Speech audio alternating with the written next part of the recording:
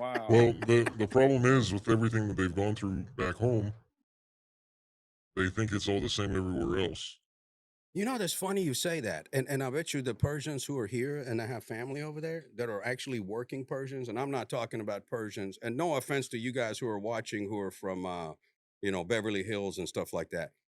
But most Persians who come here, they come get educated and they basically working in a middle class environment until they can make it big. And, not everybody comes here and is able to kick it off real good. If you look at Persians that came in the 60s and 70s, they were able to flourish because the economy was growing. So they spent a little money on investments. They went to school, they got their PhDs, and they were able to grow to a certain level by the late They 80s, had early more 90s. advantages at that time because it Right. wasn't as hard to move up Exactly. as it is now. Exactly. Like back then, for $100,000, they could have bought two of these buildings, turned them into apartment complexes. Hell, now you Yeah, want to buy two buildings, turn them into apartment complex. A You got to get couple a of mil. $4 million loan.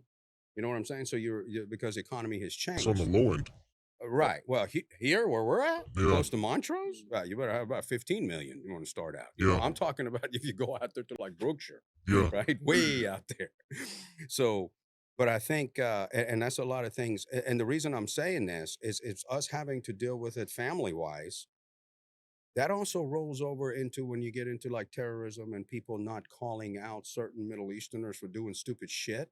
It's because there is an expectation that you're supposed to have some sort of loyalty, and and it doesn't matter if you're Persian, if you're Iraqi, if you're Kurd, if you're Arab, if you're Pakistani, or if you're Indian.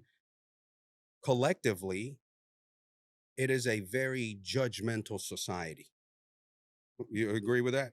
It's a judgmental society. So for us, sharing the fact that we had to like literally go against what the cultural expectations are, like you said, it's almost like everybody has programmed the same way, right? And we're just talking about from a Persian perspective, right?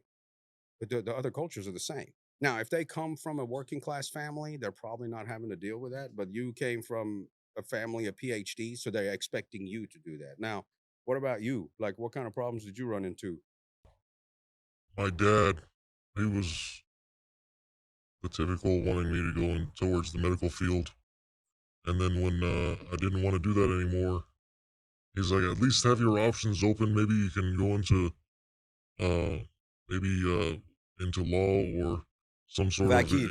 yeah, Yeah. and That's some right. sort of engineering. And I was like, but I don't like that. I don't. That doesn't interest me. And this was when I was around 21, 22.